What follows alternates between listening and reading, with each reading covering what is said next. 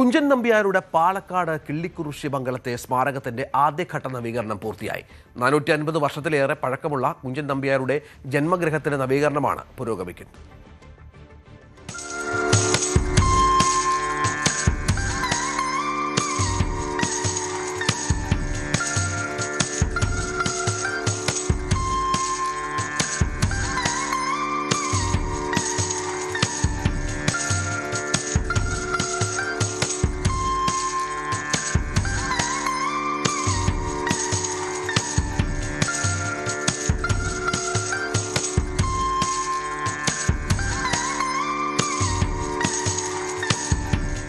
മലയാളത്തിന്റെ മഹാകവി, തുള്ളലെന്ന ജനകീയ കലാരൂപത്തിന്റെ ഉപജ്ഞാതാവ്, സമൂഹത്തിലെ അനീതികളെയും അനാചാരങ്ങളെയും നർമ്മത്തിലൂടെ വിമർശിച്ച നവോത്ഥാന ചിന്തകൻ, ആ മഹാകവിയുടെ ഓർമ്മകൾ ഇന്നും ജീവിക്കുന്ന ഇടമാണ് പാലക്കാട് ലക്കിടി കിള്ളിക്കുറിശ്ശി മംഗലത്തെ കുഞ്ചൻ നമ്പ്യാർ സ്മാരകം. 450 വർഷത്തിലേറെ പഴക്കമുള്ള കുഞ്ചൻ നമ്പ്യാരുടെ ജന്മഗൃഹ കെട്ടിടത്തിന്റെ നവീകരണമാണ് ആരംഭിച്ചത്.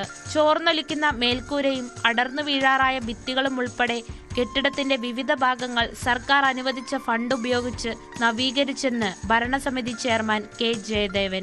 കഴിഞ്ഞ സർക്കാർ 1,96,80,000 രൂപയാണ് അനുവദിച്ചിരുന്നത്. അതിൻ്റെ ആദ്യ ഗഡു 20%, 39 ലക്ഷത്തോളം രൂപ, 39,20,000 രൂപയാണ് ആദ്യ ഗഡു അനുവദിച്ചത്. അതിൻ്റെ നേരത്തെ ആ കെട്ടിടം കുറച്ച് ജീർണാവസ്ഥയിലായിരുന്നു, പഴുക്കോലും എല്ലാം ചതല് പിടിച്ചൊക്കെ അങ്ങനെയായിരുന്നു. അപ്പോൾ അത് എല്ലാം നവീകരിച്ച് ഇപ്പോൾ അതിൻ്റെ ഒരു ജീർണാവസ്ഥ പരിഹരിച്ചിട്ടുണ്ട്. പക്ഷേ ഇനിയും ഒരു 1.5 കോടിയോളം രൂപ കിട്ടാനുണ്ട്. പുതിയ സർക്കാർ അത് തരുമെന്ന് തന്നെയാണ് പ്രതീക്ഷിക്കുന്നത്. പുതിയ ഭരണസമിതിയൊക്കെ വരും. ഭരണസമിതി ആരും എന്നുള്ളതല്ലല്ലോ, അതൊരു പൊതു സ്ഥാപനമല്ലേ.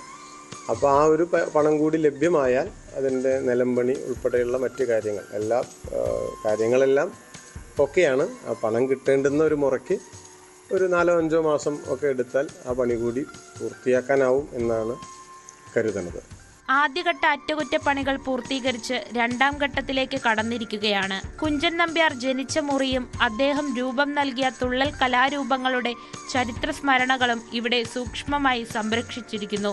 തുള്ളൽ, നൃത്തം, സംഗീതം തുടങ്ങിയ കലകൾ അഭ്യസിക്കാൻ അവധി ദിവസങ്ങളിൽ 100 കണക്കിന് വിദ്യാർത്ഥികളും ഇവിടെ എത്തുന്നു. ഇന്നത്തെ തലമുറ കുഞ്ചൻ നമ്പ്യാരെ കൂടുതൽ അറിയാനും പഠിക്കുന്നതിനും സ്മാരക കേന്ദ്രം സന്ദർശിക്കണം. മഹാകവിയുടെ ഓർമ്മകൾ പേറുന്ന ഈ ചരിത്ര സ്മാരകം സംരക്ഷിക്കുന്നത് സർക്കാരിന്റെയും പൊതുസമൂഹത്തിന്റെയും പിന്തുണ അനിവാര്യമാണെന്നാണ് സ്മാരക ഭരണസമിതി ആവശ്യപ്പെടുന്നതും ആഗ്രഹിക്കുന്നതും. ന്യൂസ് 18 പാലക്കാട്. കൂടുതൽ വാർത്തകൾക്ക് news 18 Keralam YouTube channel subscribe ചെയ്യുക.